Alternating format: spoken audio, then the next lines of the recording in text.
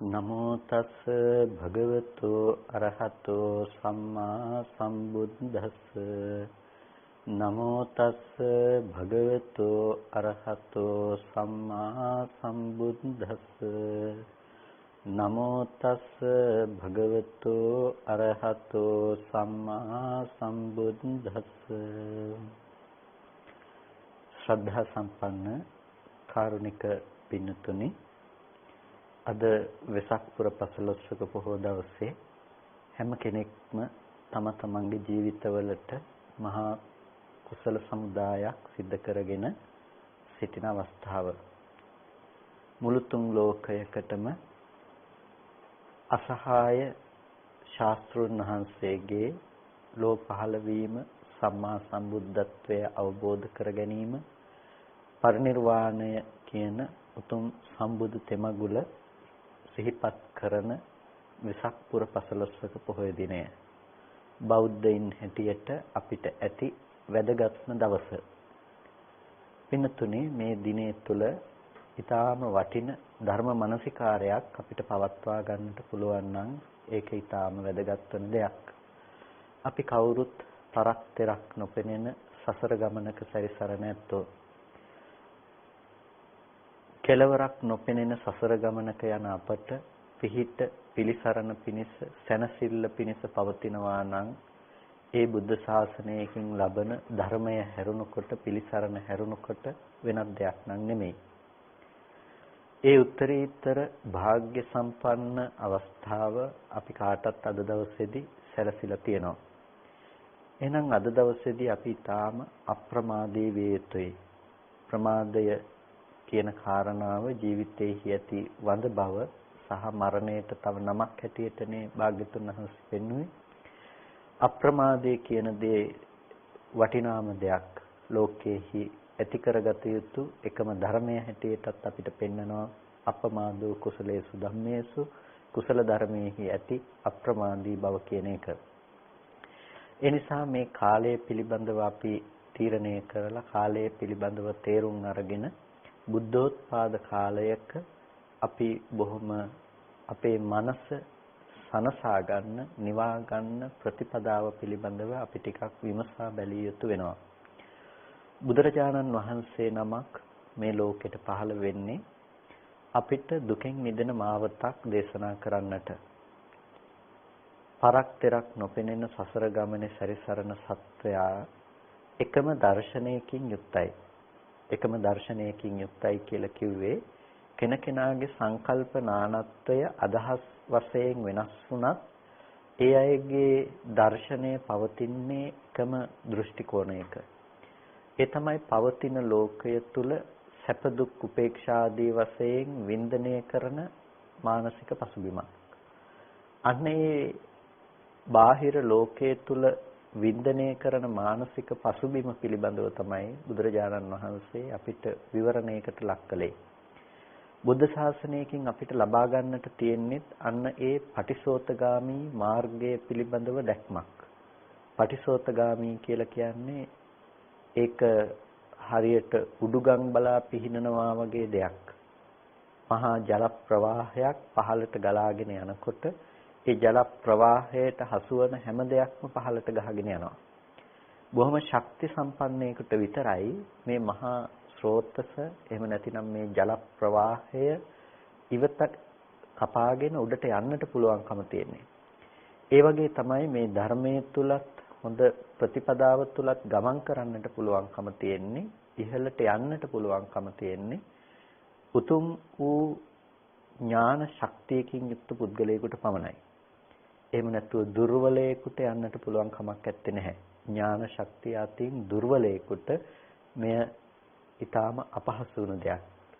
එහෙනම් බුද්ධෝත්පාද කාලයක ඉපදුණු අපි ඒ උත්තරීතර ඥාන ශක්තිය උපදවා ගැනීම පිණිස උත්සාහවත් විය යුතුයි.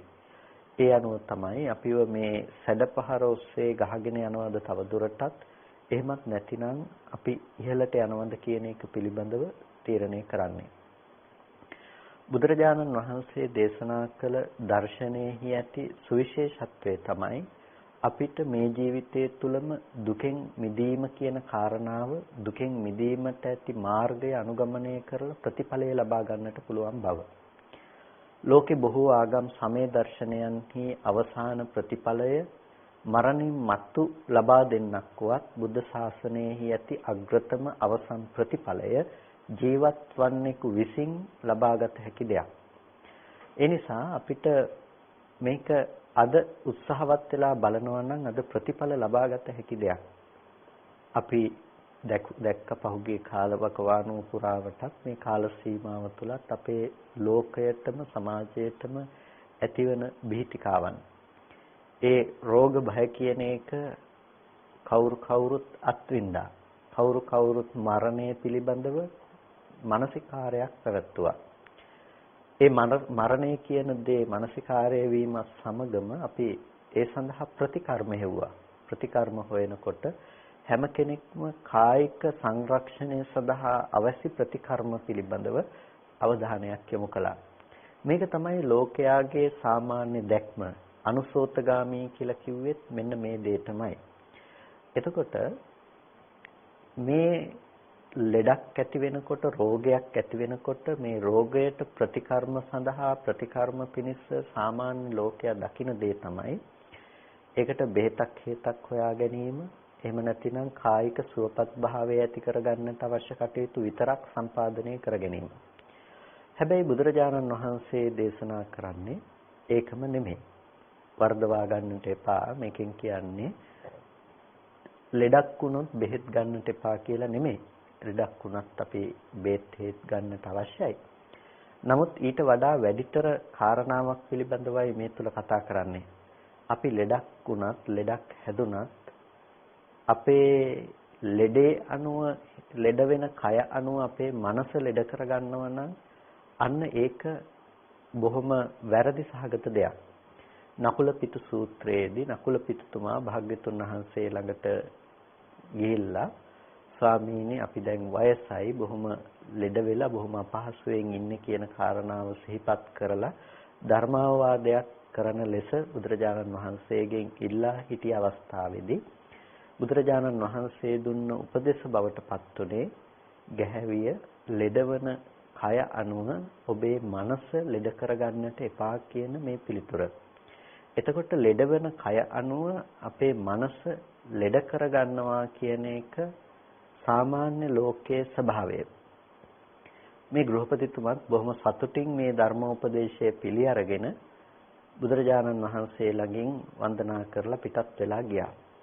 සරියුත්තරුන් වහන්සේ දැක්ක බොහොම සතුටින් පිටත් වෙලා යන නකුල පිටු ගෘහපතියව. දැකලා එතුමාගෙන් ඇහුවා "අද ඔබ බොහොම සතුටින් වගේ බුදුරජාණන් වහන්සේ බොහොම ධර්මෝපදේශයන් ලබා දුන්නාද කියලා." නකුල පිටුතුමත් කිව්වා "ඔව් භාග්‍යතුන් වහන්සේ හොඳ ධර්මෝපදේශයක් ලබා දුන්නා. ලෙඩ වෙන කය අනුව මනස ලෙඩ කරගන්නට එපා කියලා මට කිව්වා." එතකොට සරියුත්තරුන් වහන්සේ අහනවා නකුල පිටුතුමාගෙන් "ඔබතුමා අහගත්තද භාග්‍යතුන් වහන්සේගෙන් ලෙඩවෙන කය ඇතුව ලෙඩවෙන මනසක් කියන්නේ මොකද්ද? ලෙඩවෙන කය ඇතුව ලෙඩ නොවන මනසක් හදාගන්නේ කොහොමද කියන කාරණාව ගැන ඇහුවද කියලා." අන්න එතකොට තමයි නකුල පිටු ගෘහපතිතුමාට ටිකක් හිතුනේ මට මේ කාරණාව තවත් විස්තර කරගන්නට තිබුණා නම් තවත් වටිනව නේද කියලා. සරියුත්තරුන් වහන්සේගෙන් විමසා සිටියා මේ කාරණාව පැහැදිලි කරන්නට කියලා. සරියුත්තරුන් වහන්සේ මේ කාරණාව බොහොම විස්තරාත්මකව පැහැදිලි කරන්නට යෙදුණා. ලෙඩවන කය ඇතුව ලෙඩ නොවන මනසක් සකස් කරගන්න. එතකොට ලෙඩවන කය ඇතුව ලෙඩවන මනසක් සකස් කරගන්නේ කොහොමද කියන එක පිළිබඳව වැඩි දුරටත් පැහැදිලි කරනවා.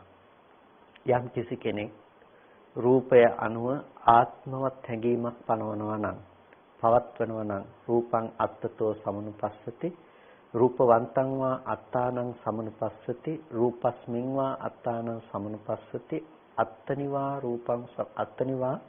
රූපස්මින් සමනුපස්සති කියලා මේ විදිහට එයා හතර ආකාරයකට රූපය පිළිබඳව මානසිකාරයේ පවත්වනවා නම් එයාට මඤ්ඤණාවක් කියලා කියනවා ඒක. ඒ වගේම ලෙඩවන කය ඇතුව ලෙඩවන මනසක් සකස් කර ගැනීමක් කියලා කියනවා. ඒ කියන්නේ ලෙඩවන කය කය පිළිබඳව අපි සත්පුද්ගල භාවයකින් අදහස් පැවැත්වීමනේ මේ කෙටියෙන්ම ගත්තොත් සංක්ෂිප්තව අපි ගත්තොත් මේ කාරණාවෙන් විග්‍රහ කොට දක්වන්නේ. කෙනෙක් ලෙඩවන කය ඇතුව ලෙඩවන මනසක් හදාගන්නේ ඒ ලෙඩවන කය මම කරගත්තට පස්සේ ලෙඩවන කය මගේ කරගත්තට පස්සේ මගේ ආත්මය ලෙස ගත්තට පස්සේ අන්න ඒ කෙනාට ඒ ලෙඩවීම කියන ධර්මය දුකක් බවට පත් කරගන්නට පුළුවන්කම තියෙනවා.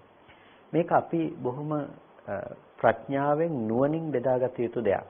ලෙඩවීම සහ ලෙඩවීම කියන දුක උපදවා ගැනීම කියන කාරණාව. ලෙඩවීම කියන එක ව්‍යාධි ධර්මයක්.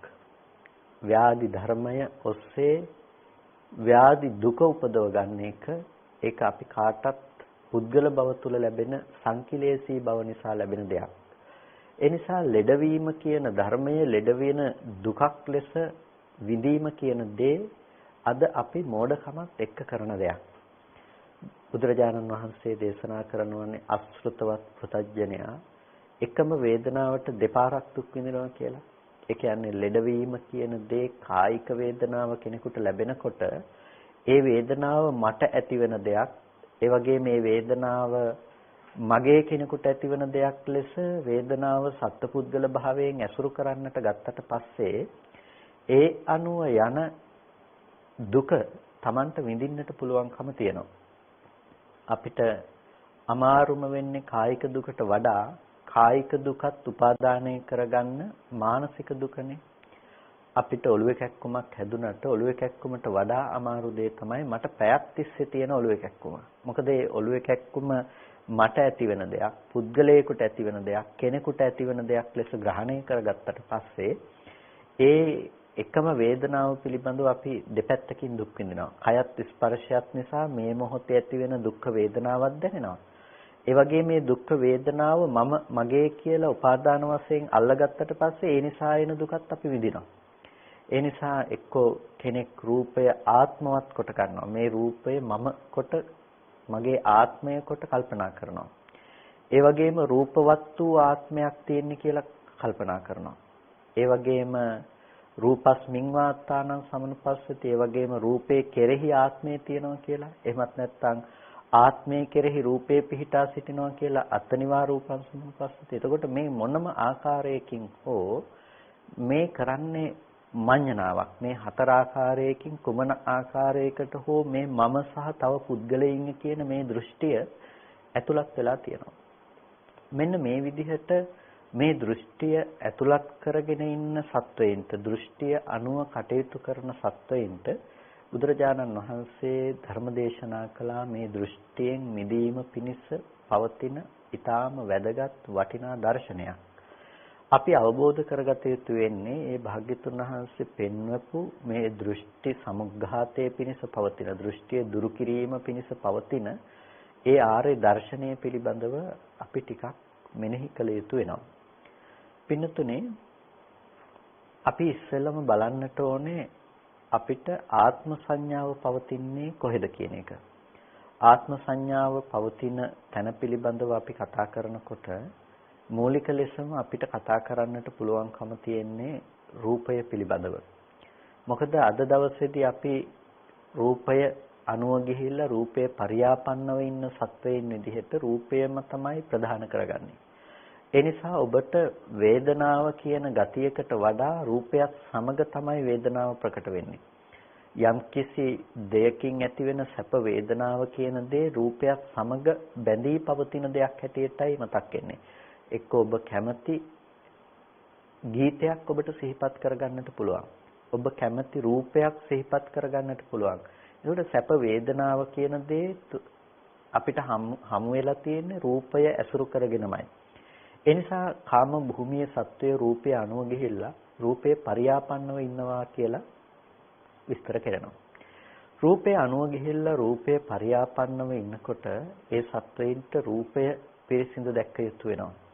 ඒ රූපේ පිරිසිදු දැක්ක යුතු නිසා බුදුරජාණන් වහන්සේ සලායතන සංයුක්තයේ තුලත් වේදනා සංයුක්තයේ තුලත් බොහෝ කොට ඛණ්ඩ සංයුක්තයේ තුලත් මේ කාරණාවන් ඉතාමත් විස්තර සහිතව පැහැදිලි කරන්නට යෙදුන ප්‍රතිපදාව පිළිබඳව. එතනදී ඊටාම වැදගත් වන මුළු ත්‍රිපිටකයම පිරික්සා බලනකොට අපිට අත්‍යවශ්‍ය වන තේරුම් ගත යුතු දහම් පරයයක් පිළිබඳව ටිකක් අපි කතා කළොත් හොඳයි කියලා කල්පනා කළා.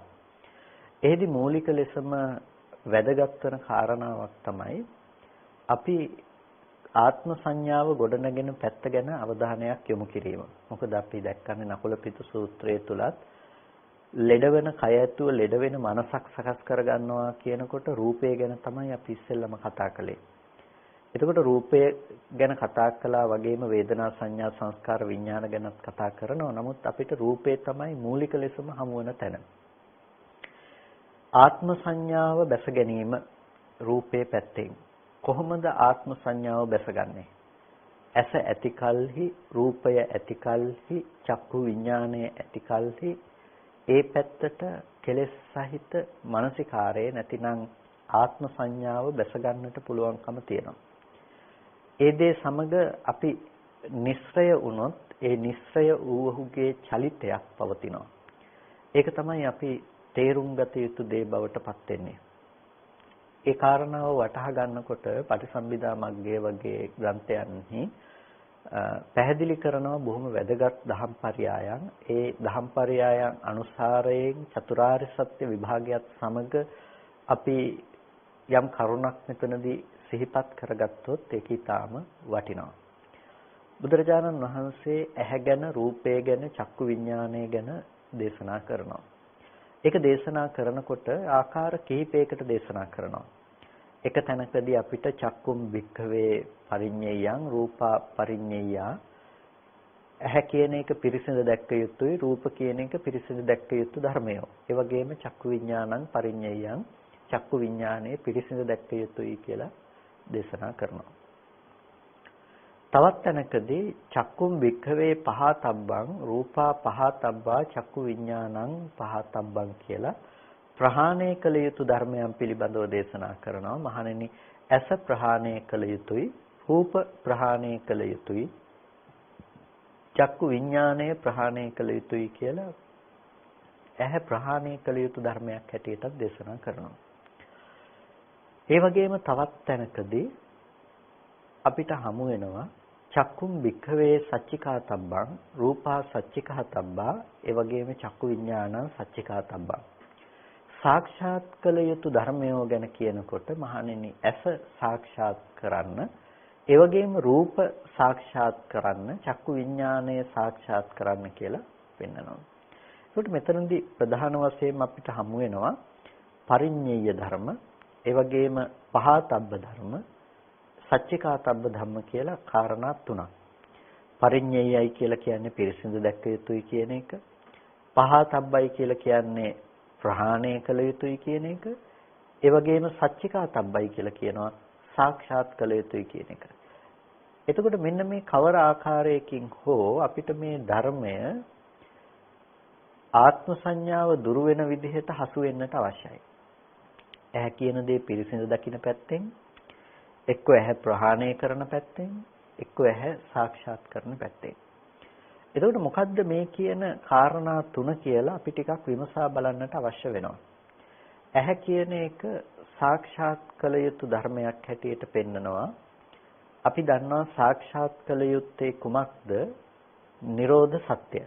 එහෙම නැතිනම් නිවන කියන දේ නිරෝධ සත්‍ය තමයි සාක්ෂාත් කළ යුතු ධර්මය. ඒ වගේම ප්‍රහාණය කළ යුතු ධර්මයේ කුමක්ද? අපි දන්නවා ප්‍රහාණය කළ යුතු ධර්මේ නම් සමුදය සත්‍යයි කියලා. එතකොට පරිඤ්ඤය ධර්මයන් කියලා අපි කතා කළා. එතකොට පරිඤ්ඤය වන්නේ කුමන ධර්මයන්ද? අපි දන්නවා පරිඤ්ඤය වන්නේ දුක්ඛ සත්‍යය. දුක පිරිසිඳ දැක්ක යුතුය, සමුදය ප්‍රහාණය කළ යුතුයි, නිවන සාක්ෂාත් කළ යුතුයි. මේ කාරණා තුනක් චතුරාර්ය සත්‍ය විග්‍රහය තුළ අපිට හමු වෙනවා. දුක පිරිසිඳ දැක්ක යුතුයි. සමුදය ප්‍රහාණය කළ යුතුයි. නිවන සාක්ෂාත් කළ යුතුයි. එතකොට අපි මේ තුනට අදාළව දැන් ඇහැ ගැන කතා කළා. ඇහැ පිරිසිඳ දැක්ක යුතුයි, ඇහැ ප්‍රහාණය කළ යුතුයි, ඇහැ සාක්ෂාත් කළ යුතුයි කියලා. පින්නතුනි, මේ ඔස්සේ බොහොම වැදගත් ධර්ම පරයයක්, ධර්ම කාරණාවක් තියෙනවා. ත්‍රිපිටකයේ පුරාවටම සමහර තැනකදී අපිට ඇහැ ගැන කතා කරනවා එක පැත්තකින්. එතන කතා කරන්නේ පිරිසිදු දැක්ක යුතු අර්ථයෙන් දුක්ඛ සත්‍යයට අයිති ඇහැක් ගැන.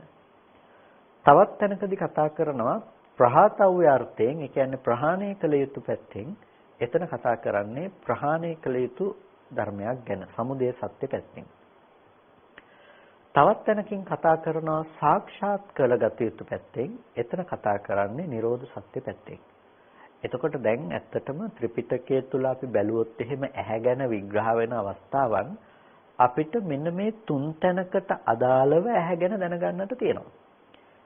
පිරිසිදු දැක්ක යුතු මට්ටමේ ඇහැක්, ප්‍රහාණය කළ යුතු ඇහැක්, ඒ වගේම සාක්ෂාත් කළ යුතු ඇහැක්.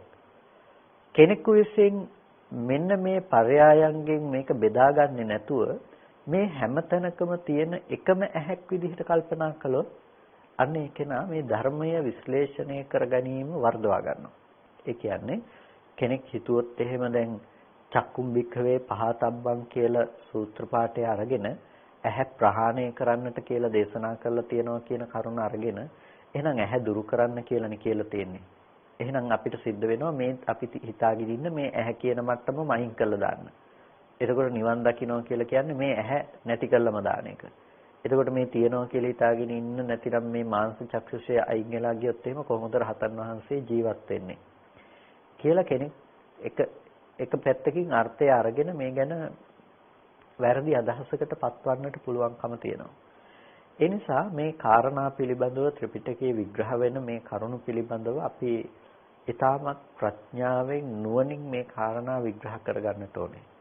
ඒ නිසා මේ කතා කරන්නේ ඇස් තුනක් ගැන. ඇස් තුනක් ගැන කියලා කියන්නේ පිරිසිදු දැක්ක යුතු ඇහැ, ප්‍රහාණය කළ යුතු ඇහැට සහ සාක්ෂාත් කළ යුතු ඇහැ කියලා කතා කරන තැන අවස්ථා තුනක පවතින මානසික පසුබිම් තුනක් පිළිබඳවයි කතා කරන්නේ. එතකොට පිරිසිදු දැක්ක යුතු ඇහැ කියන තැන කුමක්ද අපි පිරිසිදු දැක්ක යුත්තේ? අපි කතා කරලා තියෙනවා මීට පෙර රූපකාණ්ඩ ආදී දේශනා තුල, ඒ වගේම නොයෙක් ධර්මපරයයන්ගෙන් අපි සාකච්ඡා කරලා තියෙනවා. ඇහි ස්වභාවය පිළිබඳව. ඇහැ කියන එක හටගෙන ඉතුරු නැතුව නිරුද්ධ වෙන ධර්මයක්. ඇහැ පනවන්නේ රූපයත් සමගමයි. රූපයෙන් තොරව ඇහත්, ඇහෙන් තොරව රූපයත් කතා කරන්නේ නැහැ. හැම වෙලාවකදීම රූපයට සාපේක්ෂව ඇහි ඇති බව, ඇහැ ඇති කල්ලි රූපයේ ඇති බව කතා කරන්නේ. මේ දෙකෙන් එකක්වත් නැතුව අනිත් ධර්මයේ පැවැත්ම පිළිබඳව කතා කරන්නේ නැහැ. එකක් ඇති කල්හිමයි අනිත් ධර්මයේ ඇති බවට අපි කතා කරන්නේ. එතකොට මෙන්න මේ විදිහට පින්නතුනේ අපිට ඇහැ පිළිබඳව දකින්න පුළුවන්කම තියෙනවා. ඇහැ පිළිබඳව මේ විදිහට අවබෝධ කරගන්නකොට, ඇහැ පිළිබඳව මේ විදිහට අපි දැනගන්නකොට මේ ඇහැ යථාර්ථයක් විදිහට යථාභූත ස්වභාවයෙන් දර්ශන කෘත්‍ය સિદ્ધ කරන අවස්ථාව. ඒ කියන්නේ ඇත්තටම අපිට පෙනීම කියන සිද්ධිය, පෙනීම කියන සිදුවීම ඇති කරන අවස්ථාව තමයි ඇහැ තියනවා කියන තැන. යම් කිසි කෙනෙකුට ඇහැ හටගන්න බව තියෙනවා නම් ඒ ඇහැ තියෙන බව ප්‍රකට වෙන්නෙම රූපය වර්ණ සටහන ඇහැට පතිත වීමත් සමගමයි. අන්න ඒ මට්ටමේ ඇහැ අහුත්වා සම්භූතං පෙර නොවීම හටගත්ත දෙයක්. ඒ වගේම හුත්වා න භවිස්සති වී අනාගතයට පවතින්නේ නැහැ. එතකොට නොතිබී ආව හටගත්තා, ඒ වගේම වර්තමානයේහි වී අනාගතයට නොපවතිනවා. ඒක තමයි ඇහි ස්වභාවය. එතකොට ඇහි ලක්ෂණය වෙන්නේ පෙර නොතිබීම හටගෙන ඉතුරු නැතුව නැති වෙන කම. අන්න ඒ මට්ටමේ ඇහැ නැතිනම් දර්ශන කෘත්‍ය සිදු කරන ඇහැ, අන්න ඒ ඇහැ පරිඤ්ඤයක් ඇහැක්. මොකද අපි දැක්ක දුක්ඛ ආර්ය සත්‍ය තමයි අපි පිරිසිදු දැක්ක යුතු වෙන්නේ. දුක්ඛ ආර්ය සත්‍ය පිරිසිදු දකිනකොට ඒ දුක කියන එක දුක්ඛ ලක්ෂණ ටිකකින් අපි මීට පෙර කතා කරලා තියෙනවා. ඒ තමයි සංකතාර්ථයෙන් කතා කරලා තියෙනවා, පීලනාර්ථයෙන් කතා කරලා තියෙනවා, විපරිණාමාර්ථයෙන්, සංతాපාර්ථයෙන් දුක්ඛ ලක්ෂණයක් කතා කරනවා. ඇහැ කියන එක අහේතුකව අප්‍රත්‍යව ඉපදුණු දෙයක් නෙමෙයි. අවිද්‍යා කර්ම තණ්හා ආහාර කියන මේ හේතු නිසා සකස් වුණ දෙයක් තමයි ඇහැ කියන එක. එතකොට ඇහැ අවිද්‍යා ප්‍රත්‍යයෙන් හටගත්ත දෙයක්, කර්ම ප්‍රත්‍යයෙන් හටගත්ත දෙයක්, තණ්හා ප්‍රත්‍යයෙන් හටගත්ත දෙයක්, ආහාර ප්‍රත්‍යයෙන් හටගත්ත දෙයක්. ඇහැ කියන එක මේ හේතු ටික ඇතිකල්ලි හටගෙන හේතු ටික නැති වෙලා යනකොට නැති වෙලා යන ධර්මයක්. එහෙනම් අපිට පේනවා ඇහැ හේතු නිසා හටගෙන හේතු නැති වෙනකොට නැති වෙන දෙයක්. රූපය හේතු නිසා හටගෙන හේතු නැති වෙනකොට නැති වෙලා යන දෙයක්. එතකොට ඇහැ රූප දෙකේ එකට ගැටීමක් තියෙනවා නම් මේ දෙදෙනාට දෙදෙනා එක්කෙනෙක් ඇතිකල්ලි අනිත් කෙනාගේ පහළවීම කියන දේ අපිට පේනවා. හේතුවට ඕන විදිහට පවතින්නට පුළුවන් කමක් නැත්තේ නැහැ මෙතනදී. මොකද ඇහැ රූප පැත්තෙන් අපි හේතු විදිහට කතා කළොත් ඇහැට පුළුවන් කමක් නැහැ Tamanට ඕන විදිහට පවතින්න. රූපෙට පුළුවන් කමකුත් නැහැ Tamanට අවශ්‍ය විදිහට පවතින්නට. ඇහි ආයු සංතතිය ඇතිතාක් පවතිලා එයා එහෙම නැති වෙලා යනවා. රූපේහි ආයු සංතතිය ඇතිතාක් පවතිලා එයා එතනම හටගෙන එතන නිරුද්ධ වෙලා යනවා. එතකොට මේ හටගෙන නිරුද්ධ වෙන සිද්ධවීමක් මේ දෙක අතරතුර පවතින්නේ ඇස සහ රූපය කියන තැන. මෙන්න මේ මට්ටමේදී අපි නුවණින් දැක්ක යුතුයි ඇහැ කියන එක. ඒකට තමයි පරිඤ්ඤයයි කියලා කිව්වේ. පිරිසිදු දැක්ක යුතු මට්ටමක් කියලා කිව්වේ. ඇහැ හටගෙන නිරුද්ධ වෙන ධර්මයක් ලෙස පිරිසිදු දැක්ක යුතුයි. එතකොට ඒ ඇහැ ප්‍රහාණය කළ යුතු ඇහැක් නෙමෙයි. ඒ ඇහැ ප්‍රහාණය කළ යුතුයි කියනවා නම් අපි ඉන්නේ වැරදි තැනක. ඒ ඇහැ කිසිම විදිහකින් ප්‍රහාණය කරන්නට පුළුවන් කමක් නැත්තේ නැහැ. ඒක ප්‍රහාණය කළ යුතු මට්ටමේ ඇහැක් නෙමෙයි. හේතුව ඒ ඇහැ ඇත්තටම උපදින වෙලාවේදී චක්කු ප්‍රසාදය ඇති කරන තැනදී චක්කායතනය උපදින වෙලාවේදී නැතිනම් රූපය ඇහැට ගැටෙන මොහොතේදී අපිට සමුදය සත්‍ය උපදින්නෙත් නැහැ, නිරෝධ සත්‍ය උපදින්නෙත් නැහැ, මාර්ග සත්‍ය උපදින්නෙත් නැහැ. එතන එකම සත්‍යයි දුක්ඛ සත්‍ය පවතිනවා. එතකොට හේතු නිසා සකස් වෙනවා කියන දුක්ඛ ලක්ෂණය පවතින නිසා එතනේ දුකයි කියන කාරණාව විතරයි අපිට කතා කරන්නට පුළුවන්කම තියෙන්නේ. අනිත් එකක්වත් කතා කරන්න බෑ. එහෙනම් ඒක ප්‍රහාණය කළ යුතුයි කියන එක යෙදෙන්නේ නැහැ. ඇයි? එතන සමුදය නැති නිසා. එහෙනම් අපි සමුදය සත්‍යයට අදාළව ඇහැ ප්‍රහාණය කළ යුතුයි කියලා කතා කරනවා නම් ඒ ප්‍රහාණය කළ යුතු ඇහැ සමුදය සත්‍ය අනුව ගියපු ඇහැ. සමුදය සත්‍ය අනුව ගියපු ඇහැක් නම් ඇත්තටම ඒ ඇහැ හටගන්න වෙලාවේදී නෙමෙයි හටගෙන ඇහැ ඉතුරු නැතුව නිරුද්ධ වුණ තැනක ඇහැ නැවත ඇති හැටියට ගන්න මොහොතක ඇහැක්. ඒකනේ ඒ ඇහැ ප්‍රහාණය කළ යුතුයි කියලා කියන්නේ. ඒක ඇහැක්යයි කීවාට ඇත්තටම ඇහැ පිළිබඳව අපේ ඇති මනස තුල ඇති දැනගන්නවා කියන ලක්ෂණය මිසක රූපේ නෙමෙයි. ඇහැ කියන එක පිළිබඳව අපි නැවත මානසිකාරය පැවැත්වීම. ඔකට හොඳම නිදර්ශනයක් අපිට දක්වන්නට පුළුවන් අනාථපිණ්ඩිකෝ වාද සූත්‍රයේදී අනේපිඬු සිටුතුමාට සරියුත්තරුන් වහන්සේ අවවාද කරනවා. අවසාන කාලයේදී අනේපිඬු සිටුතුමා බොහොම දැඩිසේ ගිලන්ව සිටින අවස්ථාවේදී ගැහැවිය ඔබේ සිතට ඇස ඇසුරු නොවේවා. ඔබේ විඥාණයට ඇස ඇසුරු නොවේවා. ඔබේ විඥාණයට රූපය ඇසුරු නොවේවා. ඔබේ විඥාණයට චක්කු විඥාණය ඇසුරු නොවේවා. එතකොට ගැහැවිය ඔබේ විඥාණයට ඇස ඇසුරු නොවේවා කියන තැන කතා කළේ කුමක් සඳහාද? අසෘතවත් කෙනාගේ එහෙම නැතිනම් ධර්මය අවබෝධ කරගත්තේ නැති කෙනෙකුගේ තියෙන ස්වභාවය තමයි එයාගේ විඥාණය ඇස ඇසුරු කරන බව. විඥාණය රූපය ඇසුරු කරන බව, විඥාණය චක්කු විඥාණය ඇසුරු කරන බව.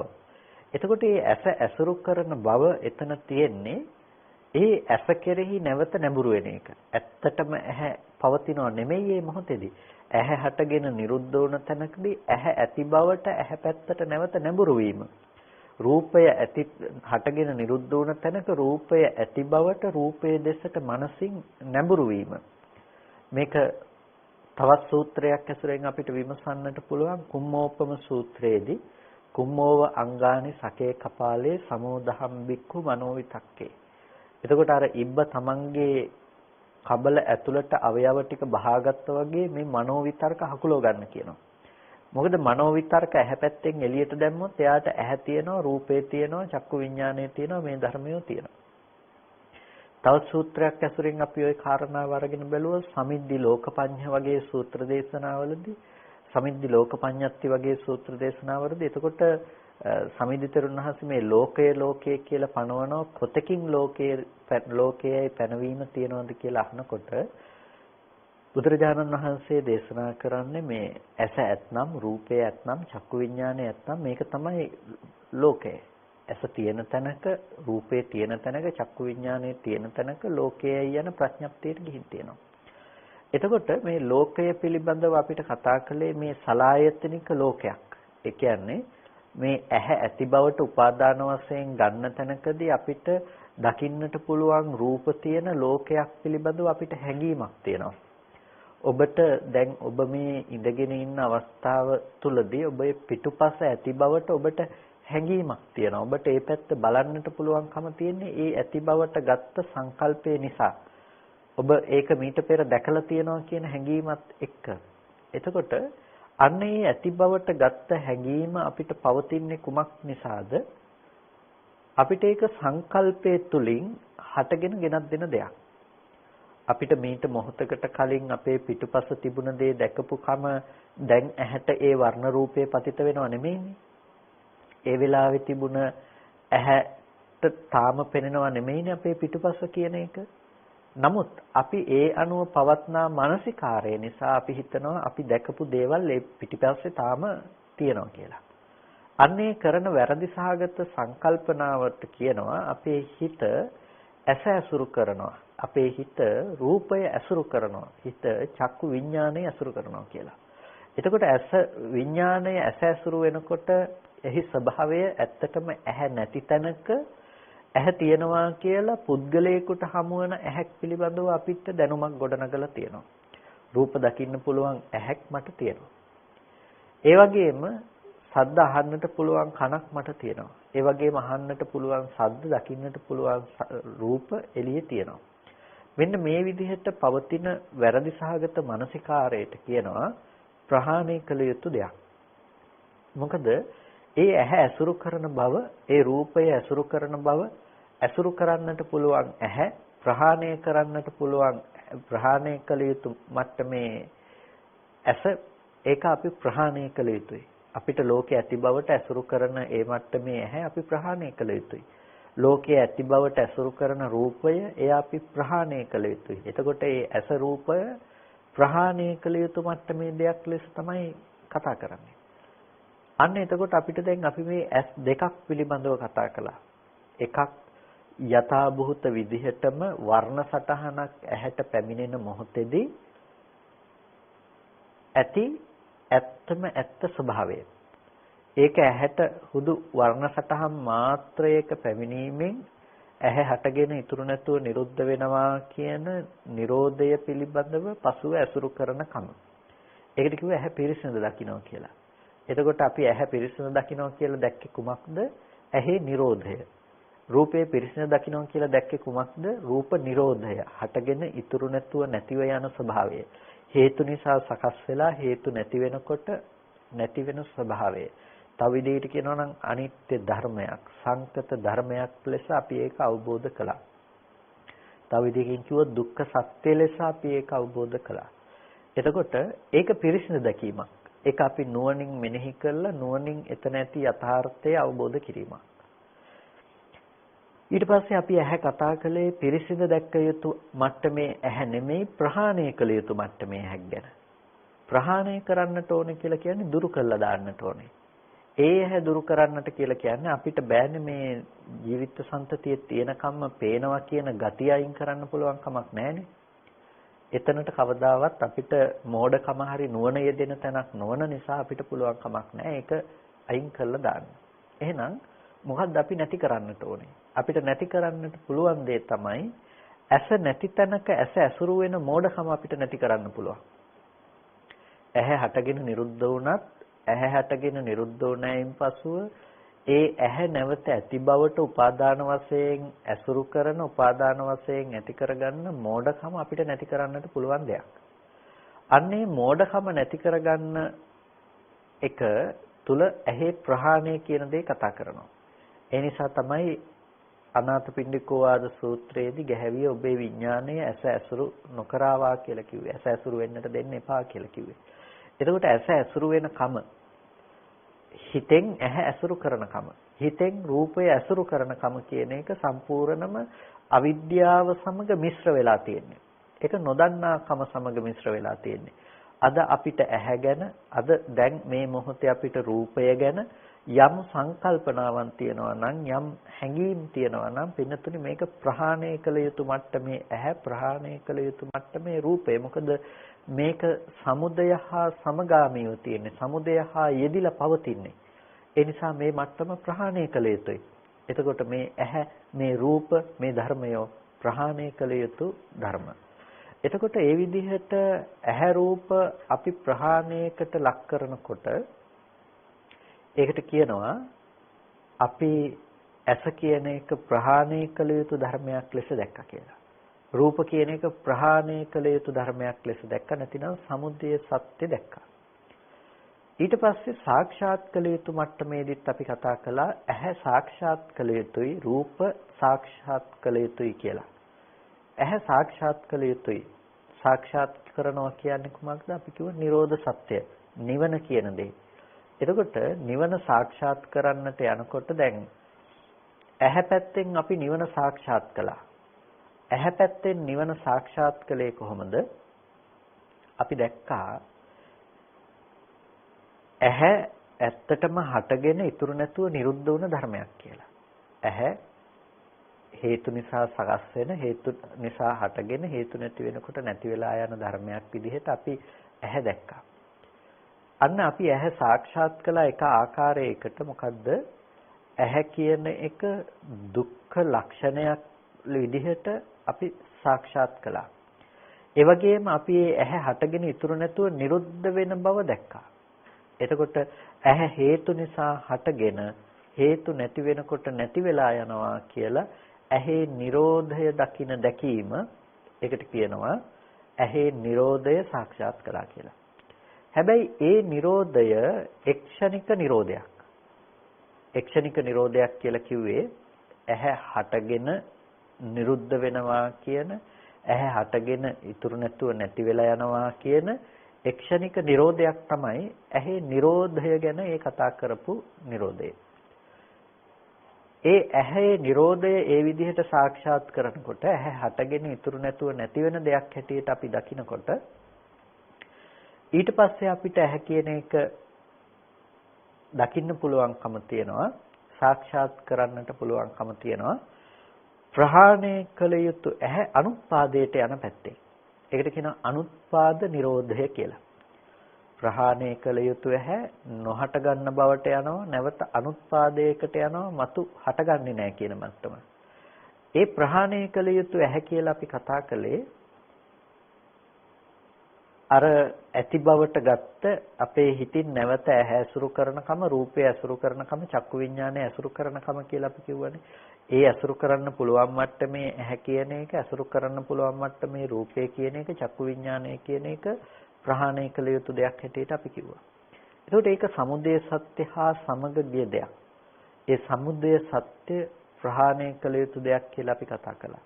ඒක ප්‍රහාණය වෙන්නේ කොහොමද? අර විදිහට දුක්ඛ සත්‍යයට අදාළ ඇහැ පිරිසිදු දකින්නකොට, දුක්ඛ සත්‍යයට අදාළ ඇහැ නුවණින් අවබෝධ කරගන්නකොට පින්නතුනි අපි සමුදය සත්‍ය අනුත්පාදයට යනවා කියන තැන නුවණ පවතිනවා. සමුදය සත්‍ය මතු නොහට ගන්න බවට යනවා. ඇයි? ඇහැ හටගෙන නිරුද්ධ නම් නිරුද්ධ වූ ධර්මය අරඹයා නැවත අපි ඇති බවට මානසිකාරයක් පවත්වන්නට යන්නේ නැහැ. හිත නැවත නිරුද්ධ වූ ධර්මය ඇති බවට හිතන්නේ නැහැ. ඒ හිතන මෝඩකම තමයි අපි නැති කළේ. තණ්හාවට හේතු වුණ අවිද්‍යාව තමයි දුරුනේ. ඒ නිසා අවිද්‍යායත්වේව අශේෂ විරාග නිරෝධෝ. අවිද්‍යාවෙම නිර්වශේෂ නිරෝධේ. තමයි සංස්කාරාදී අනිකුත් ධර්මයන් නිර්වශේෂව නිරෝධයකට ලක් කළේ. එහෙනම් අපිට පේනවා එතන සිද්ධ වුණා අනුත්පාද නිරෝධයක්. දැන් ඔබට සාක්ෂාත් කරන්නට ඇහැ රූප දෙක සාක්ෂාත් කරන්නට යනකොට නිරෝධය දෙපැත්තකින් සාක්ෂාත් කළා. එක පැත්තකින් හටගෙන නිරුද්ධ වන ධර්මය හටගෙන නිරුද්ධ වන දෙයක් හැටියටත් නිරෝධය සාක්ෂාත් කළා. හටගෙන නිරුද්ධ වන දෙයක් හැටියට ඇහි නිරෝධය සාක්ෂාත් කරනකොට අනිත් පැත්තෙන් ඇහැ කියන එක අනුපාදයට යන දෙයක් හැටියටත් ඇහැ සාක්ෂාත් කළා. ඇහැ දෙපැත්තකින් සාක්ෂාත් කිරීම සිද්ධ කළා. එතකොට ඇහැ හටගෙන නිරුද්ධ වුණා කියලා පෙර නොතිබීම හටගත්ත ඉතුරු නැතුව අනාගතයට නොපැවතී නැති වෙලා යනවා කියන එක තුල ඇහැ සාක්ෂාත් කළා හටගෙන ඉතුරු නැතුව නැතිවීම. ඒ වගේම ඇහැ සාක්ෂාත් කළා නැවත අනුත්පාදයට යනවා. ඇහැ කියන එක හිතින් ඇහැ ඇසුරු කරන්නට පුළුවන් කමක් නැහැ කියන එක අපි සාක්ෂාත් කළා. ඒකට කියනවා අනුත්පාද නිරෝධය කියලා. ඇහැ හටගෙන නිරුද්ධ වීම නැමැති නිරෝධයත් ක්ෂණිකව ස්කන්ධයන්ගේ බිඳී යාම කියන තැන හටගෙන ඒ පවත්නා නිරෝධය සාක්ෂාත් කළා ඇහැ පැත්තෙන්. ඒ වගේම කෙලෙස් සහිත පුද්ගලයෙකුගේ ඇහැ කෙනෙකුගේ රූපය ඇහැ රූප කියන එක සත්‍යයකුගේ පුද්ගලයෙකුගේ මට්ටමින් හමු වෙන තැන නැවත නොහට ගැනීමකට ලක් කළා. එතකොට ඇහැ දෙපැත්තකින් සාක්ෂාත් කරන නිරෝධයේ විදිහට එක්ෂණික නිරෝධයත් අනුත්පාද නිරෝධයත් කියන මේ දෙපැත්තෙන්ම සාක්ෂාත් කිරීම සිද්ධ කරනවා. එතකොට මේ ශාසනයේ කතා කරන ප්‍රධානම කාරණා තුනක් පිළිබඳව තමයි අපි කියන්නේ තැන් තුනක් පිළිබඳව තමයි අපි කතා කළේ. බොහෝ දහම් පරයයන් ස්කන්ධ ගත්තත් ආයතන ගත්තත් අපිට මේ පරයයන් ඔස්සේ බෙදා දක්වන්නට පුළුවන්කම තියෙනවා. එතකොට ප්‍රහාණය කළ යුතු මට්ටමක් තියෙනවා, පිරිසිඳ දැක්ක යුතු මට්ටමක් තියෙනවා. එතකොට සාක්ෂාත් කළ යුතු මට්ටමකුත් තියෙනවා. ඒ කාරණාව තුළදී මේ චතුරාර්ය සත්‍ය තමයි අපි තව පැත්තකින් මේ සාකච්ඡාවට භාජනය කරන්නේ. මේ කතා කරන්නේ චතුරාර්ය සත්‍යය. ඇහැ කියන එක ඇස් තුනක් ගැන අපි කතා කරලා තියෙනවා. එක ඇහැක් පිරිසිඳ දැක්ක යුතු මට්ටමේ ඇහැක්, අනිත් ඇහැ ප්‍රහාණය කළ යුතු මට්ටමේ ඇහැක්, අනිත් ඇහැ සාක්ෂාත් කළ යුතු මට්ටමේ ඇහැක්. එතකොට ධර්ම විග්‍රහය තුළ ධර්ම විස්තරය තුළ අපි ඇහැ කියන එකේ පැවැත්ම ගැන කතා කරනකොට අපි ඔය ඇස් තුනක් ගැන සාකච්ඡා කරනවා. මේ තුන එකක් නෙමෙයි. කොයිම වෙලාවකදීවත් මේ තුන එකක් හැටියට අපිට දකින්න පුළුවන් කමක් නැත්තේ නැහැ. කොයිම වෙලාවකවත් මේ තුන ඇතුලේ අපිට රැවටෙන්න පුළුවන් කමක් නැත්තේ නැහැ එකක් විදිහට අරගෙන. කෙනෙක් කිව්වොත් එහෙම එකම ඇහැයි කියලා අපි පිරිසිඳ දකින්නට තියෙන්නේ කියලා කිව්වොත් එහෙම එතකොට ඇහි ප්‍රහාණය ගැන කතා කරපු සූත්‍රයන්ට පරස්පර වෙනවා. ඒ වගේම ඇහැ ප්‍රහාණය කළ යුතු දෙයක් හැටියට අපි ඇහැ ගැන දකින්නේ එකම දේ ප්‍රහාණය කළ යුතු දෙයක්යි කියලා කියනකොට අර චක්කායතන රූපේ රූපායතන රූපේ කියන තැන අර පිරිසිඳ දැක්ක යුතු රූප මට්ටමේ ඇහැ රූප ආදියක් ප්‍රහාණය කළ යුතු දෙයක් හැටියට අපි කිව්වා වෙනවා. ඒ වගේම සාක්ෂාත් කිරීමට විතරයි තියෙන්නේ කිව්වොත් අපි පිරිසිඳ නොදක ප්‍රහාණය නොකර සාක්ෂාත් කරනවා කියන දේ වෙන්නේ නැති වෙනවා. එහෙනම් අපිට ධර්මයේ තුල විග්‍රහ වෙලා තියෙන මේ තැන් ටික අපි බොහොම ගැළපීමෙන් යුක්තව පරිහරණය කරන්නට අවශ්‍ය වෙනවා. එහෙම නැතිකම නිසා අපිට පේනවා අද වර්තමාන සමාජය තුළ නොඑක් දෘෂ්ටි නැතිනම් නොඑක් මතවාද ගොඩනැගෙන ආකාරය මේ කාරණාවන් පිරිසිඳ නොදැකීම නිසා ඇහැ රූප චක්කු විඥානයේ ප්‍රහාණය කළ යුතුයි කියන තැනක් අරගෙන ඊට පස්සේ එහෙනම් චක්කු විඥානාදී ධර්මයනොත් කෙලෙස් සහිත ලෙස වෙනමම අර්ථ දැක්වීම කරනවා. එතකොට ඒක අර පිරිසින දැක්ක යුතු මට්ටමේ දේවල් ගැනත් කෙලෙස් සහිත ලෙස වර්ධවා ගන්නවා. මේ විදිහට අපිට ભેදයක් වෙන්නේ මේ කාරණාව පිළිබඳව නිවැරදිව අවබෝධ නොවුනොත්. ඒ නිසා මේ කාරණාව සූත්‍ර පරිශීලනය තුළ අපි හරි ප්‍රවේශම් විය යුතු වෙනවා. එතකොට අපි මේ පරයය ඔස්සේ කතා කරමින් හිටියේ කොහොමද අපිට මේක මේ ලෙඩ වෙන කයක් හදාගෙන ලෙඩ නොවන මනසක් සකස් කර ගැනීම පිණිස හේතු වෙන්නේ කියන කාරණය. ලෙඩ වෙන කයක් උපදවා ගැනීමෙහිදී අපි සිද්ධ කරගන්න දේ තමයි අර ප්‍රහාණය කළ යුතු ඇහැ මට්ටමට නැවත නැවත නැඹුරු වෙනවා කියන එක. ඒ කියන්නේ අපිට ඇහෙන් යුක්ත පුද්ගලයෙක් අපිට හම්බ වෙනවා. රූපයෙන් යුක්ත පුද්ගලයෙක් අපිට හම්බ වෙනවා. මේ ගැන බොහොම ලස්සනට පැහැදිලි කරනවා සමනුපස්සනා සූත්‍රයේදී. සමනුපස්සනා සූත්‍රයේ තුල මේ 20 ආකාර සක්කාය දිට්ඨිය පිළිබඳව පැහැදිලි කරලා ඒ වගේම ඒ සක්කාය දිට්ඨිය පවතින කෙනාට, ඒ ආත්ම දෘෂ්ටිය පවතින කෙනාට වෙමි කියන හැඟීම පවතිනවා. මම ඉන්නවා කියන එක, මම මේ ජීවත් වෙනවා කියන වෙමි කියන හැඟීම පවතිනවා. අස්මීති තස්ස අවිගතේ පංචන්නං ඉන්ද්‍රියාණං අවක්ඛන්ති හෝති. ඒ වෙමි කියන හැඟීම දුරුුනේ නැත්තම් පංචේන්ද්‍රිය ධර්මයන්ට බැස ගැනීම සිද්ධ වෙනවා.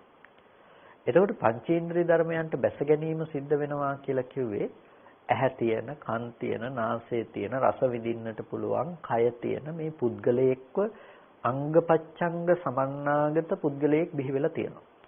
පින්නතුනේ අද ඔබට මම කියලා හිතනකොට අපිට අංගපසඟින් යුක්ත හොඳට ඇස් කන් නාසය තියෙන පුද්ගල භාවය තමයි හැම වෙලාවකදීම ප්‍රකට වෙන්නේ.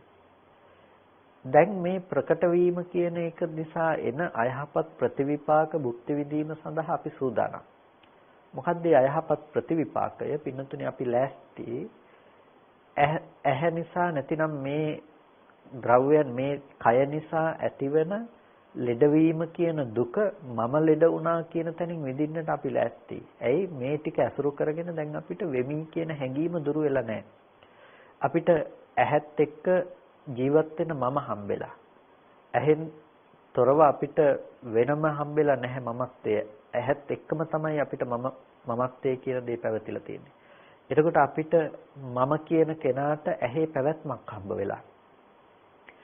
රූපේ කියන කෙනාට රූපේ තියනවා කියන කමත් එක්කම තමන්ගේ රූපය හම්බ වෙලා. එතකොට මේ ලක්ෂණ ටිකත් එක්ක තියෙන එක තමයි මේ ඉන්ද්‍රියන්ගෙන් යුක්ත පුද්ගල බව නිර්මාණය වෙලා. ඇස කන නාසය දිව ශරීරය කියන මේ අංගපච්ඡංග සමන්නාගත පුද්ගල භාවයක් හටගත්තට පස්සේ දැන් පින්නතුනේ පුද්ගලයෙකුට එන දුක විඳින්න පුළුවන්කම තියෙනවා. පුද්ගලයෙකුට එන වේදනාව විඳින්න පුළුවන්කම තියෙනවා. ඒක සත්‍යයකට පුද්ගලයෙකුට ඇතිවන වේදනාවක් බවට පත් වෙනකොට ඒක හරි අපහසු දෙයක්. ඒ වගේම සසර ගමනකට එයාව අරගෙන යන දෙයක් නේ. ඒක ලෙඩ වෙන කය ඇතුව ලෙඩ වෙන මනසක් සකස් කරගන්න එක. ලෙඩ වෙන කයක් තියෙනවා. දැන් කය ලෙඩ වෙනකොට මොකද වෙන්නේ? ඒ ලෙඩ වෙන කය අනුව තමන්ගේ මනසත් ලෙඩ කරගෙන තියෙනවා. පින්නතුනේ ලෙඩවීම කියන එක ධර්මයක් ලෝකේ. ඒක හේතු නිසා සකස් වුණ ඕනම දෙයකට හේතුන්ගේ වෛකල්‍යතාවය එහෙම නැතිනම් හේතුන්ගේ වෙනස් වන ස්වභාවය කොතනටත් පොදුයි. ඒක ජීවි අජීවි ભેදයකින් තොරව පවතින දෙයක්. අපි දන්නවා අජීවි ගහකට කැලේ තියෙන ගහකටත් ලෙඩවීම කියන දේ උරුම කරගෙන පවතිනවා. ඒ ගහත් මරණය කියන දේ, ජරාව කියන දේ උරුම කරගෙන පවතිනවා. එතකොට ඒක ජරා ධර්මයක්. ඒක පුද්ගලයෙකුගේ නෙමෙයි. පුද්ගලයෙකුගේ නොවන නිසා ඒක දුකකුත් නෙමෙයි. ඒ ගහට මම දුක් වෙමි කියලා හැඟීමක් ඇති වෙන්නේ නැහැ. ඒ වගේම ඒ ගහ අනුව අපිට අනේ තව කෙනෙක් දුක් වෙනවා කියන හැඟීමක් ඇති වෙන්නේ නැහැ. පින්නතුනි මේ රූපයත් ඊට වඩා වැඩි වෙනසක් ඇත්තේ නැහැ. ප්‍රත්‍ය සමුප්පන්න වූ රූපේට ප්‍රත්‍යයෙන් හටගත් රූපේට ප්‍රත්‍යවයිකල්‍යතාවයෙන් ප්‍රත්‍යංගයේ වෙනස් වීමෙන් රූපයේ වෙනස් වීම සිද්ධ වෙනවා. එතන පඨවි ධාතුව වැඩි වුණොත් ඒ ප්‍රශ්නයක්, ආපෝ ධාතුව වැඩි වුණොත් ඒ ප්‍රශ්නයක්, තේජෝ ධාතුව, වායෝ ධාතුව වැඩි වුණොත් ඒ ප්‍රශ්නයක්. එතකොට මේ අනාත්ම ධාතුව අනාත්ම ලක්ෂණයන්ගෙන් අනාත්ම විදිහට පැවැත්මක් තියෙනවා. ඒ අනාත්ම පැවැත්ම මම කරගෙන තියෙන කෙනාට පින්නතුනේ දැන් එයාට පේන්නේ වෙනස් වෙන්නේ මහා භූතේ, වෙනස් වෙන්නේ සතර මහා ධාතුව. සතර මහා ධාතුව වෙනස් වෙනකොට දැන් මම වෙනස් වුණා කියන දේ තමයි විඳින්න පුළුවන්කම තියෙන්නේ. නැතිනම් මගේ දේ වෙනස් වුණා කියන දේ තමයි විඳින්න පුළුවන්කම තියෙන්නේ. එතකොට ඔන්න ලෝකෙට දුක් විඳින්න පුළුවන් මනසක් හැදිලා. දැන් කය ලෙඩ වෙනකොට ලෙඩ වෙන කය අනුව තමන්ගේ මනස ලෙඩ කරගන්නට පුළුවන්කම ලැබිලා. එතකොට තමන්ගේ කය ලෙඩ වෙලා යනකොට ඒ අනුව තමන්ට පේනවා අනේ මාව ලෙඩ වෙනව නේද? අනේ මගේ අය ලෙඩ වෙනව නේද? දැන් පින්නතුනේ අපිට ඇත්තටම දුක්ුනේ ලෙඩවීම කියන ධර්මයද? එහෙම නැතිනම් අපිට ඒ ලෙඩවීම කියන ධර්මය අනුව අපි ඇති කරගත්ත ලෙඩවීම කියන පුද්ගලයෙකුගේ ලෙඩවීම කියන මානසිකාරය නිසාද? අපිට පේනවා අපි දුක කියන දේ උපදවා ගත්තේ, දුක කියන දේ සකස් කරගත්තේ ඇත්තටම පුද්ගල භාවය හා සම්මිශ්‍රව ඇති කරගත්ත දෙයකින් මිසක මොනම මොහතකවත් දුක කියන දේ උපදවා ගත්තේ දුක කියන දුක්ඛ ධර්මය අනුව ගිහිල්ලා නෙමෙයි කියලා. එතකොට දුක්ඛ ධර්මයේහි ස්වභාවය තමයි ඒක රූපයට පොදු ධර්මයක්. ප්‍රත්‍ය වෙනස් වෙනකොට රූපේ වෙනස් වීම කියන දේ. ඒ ලෙඩවීම කියන දේ අනුව අපි පුද්ගල භවකින් ඇසුරු කරනකොට දැන් මගේ ලෙඩවීම හම්බ වෙනකොට මගේ අයගේ ලෙඩවීම හම්බ වෙනකොට අපිට ඒක ටිකක් ඉවසන්නට අමාරුයි. ඒ නිසා තමයි ලෙඩවීමේ දුක කියලා කියන්නේ. පින්නතුනේ ලෙඩවීමේ දුකෙන් මිදෙන්නට පුළුවන් මේ ශාසනය. ලෙඩවීමේ දුක නැති කරන්නට පුළුවන් මේ ශාසනය. මොකද ලෙඩවීමේ දුක ඉපදුනේ ඇත්තටම කය ලෙඩවීමෙන් නෙමෙයි මනස ලෙඩවීමෙන් නිසා. ලෙඩවීමේ දුක මානසිකාර ප්‍රත්‍යයෙන් ඇති කරගත්ත දෙයක්. සංකල්පමේ වශයෙන් විඳින දෙයක්.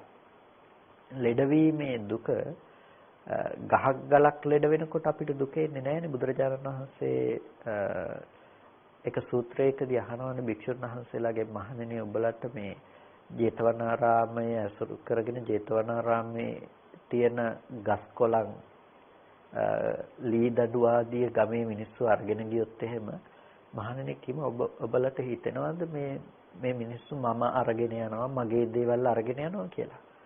නැහැ ස්වාමීනි, එහෙම හිතෙන්නේ නැහැ.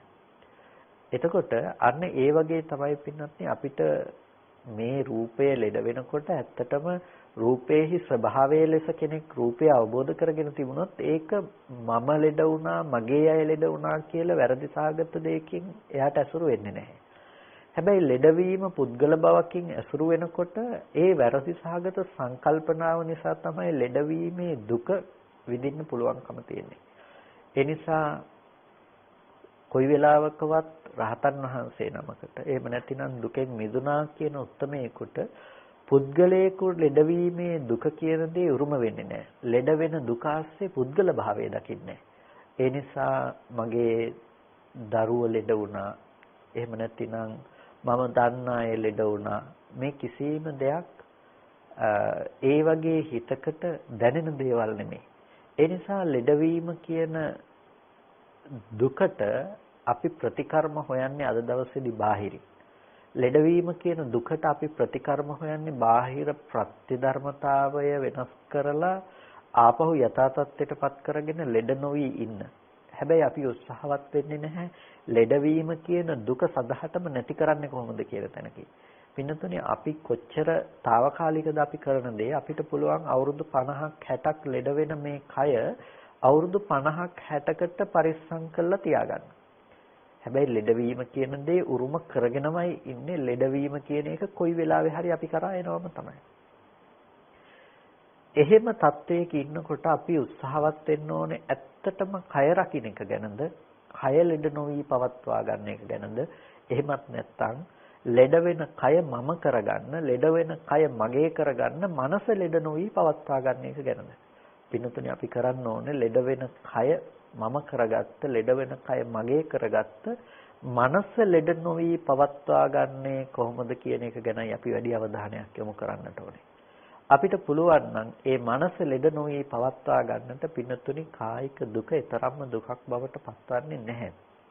ඒ නිසා අපි අද දවසේදී ලෝකේ එකම දිශාවකට දුවන්නම් වාලෙම දුවන්නේ නැතුව ටිකක් අපි නතර වෙලා බැලුවොත් පින්නතුනේ අපිට මේ ලෙඩවීම කියන දුක නැති කරන්නට පුළුවන්. ජරා මරණ දුක නැති කරන්නට පුළුවන්. ඒ නිසා අපි මේ ගැන ටිකක් කල්පනා කරන්නට ඕනේ. මේ ගැන අප්‍රමාදී වෙන්නට අපි අවශ්‍ය කටයුතු සම්පාදනය කරගන්නට ඕනේ. ඒ නිසා මේ කාලවකවානුව ඔබට හොඳ පාඩමක් අපේ ජීවිතයට අපිට හොඳ දෙයක් එකතු කරගන්නට පුළුවන්. ලෙඩ වෙන කය ඇතුව ලෙඩ නොවන මනසක් සකස් කරගන්නට අවශ්‍ය වටපිටාවක් අපිට ගොඩනගා ගන්නට පුළුවන්. ඒ සඳහාම මේ දේශනාව හේතු උපනිශ්‍රේ කරගනීවා කියලා අපි හැමදෙනාටම ආශිර්වාද කරනවා. මේ විදිහට සිද්ධ කරගත්ත සියලු කුසල ධර්මයන් අපි අනුමෝදන් කළ යුතු අයට අනුමෝදන් කරමු. පළමුවෙන් අපට අර්ථයෙන් ධර්මයෙන් අනුශාසනා කළ අපේ ධර්මාචාර්ය අවසරයි මාංකඩවල සුදස්සන ස්වාමීන් වහන්සේට, මාංකඩවල නන්දරතන ස්වාමීන් වහන්සේට, ස්වාමීන් වහන්සේලා දෙනමතම මේ උතුම් කුසලයේ උතුම් නිවනින් සැනසීම පිණිසම හේතු පාරමිතාවක්ම වේවා කියලා අපි ආශිර්වාද කරනවා. ඒ වගේම මේ සියලුම කුසල ධර්මයන් සියලු දෙවියෝ මේ පින් අනුමෝදන් වන ලබත්තා. සියලු දෙවියන්ට මේ පින් උතුම් නිවනින් සැනසෙන්නටම හේතු පාරමිතාවක්ම වේවා කියලා සාදු කියලා දෙවියන්ට පින් අනුමෝදන් කරන්න.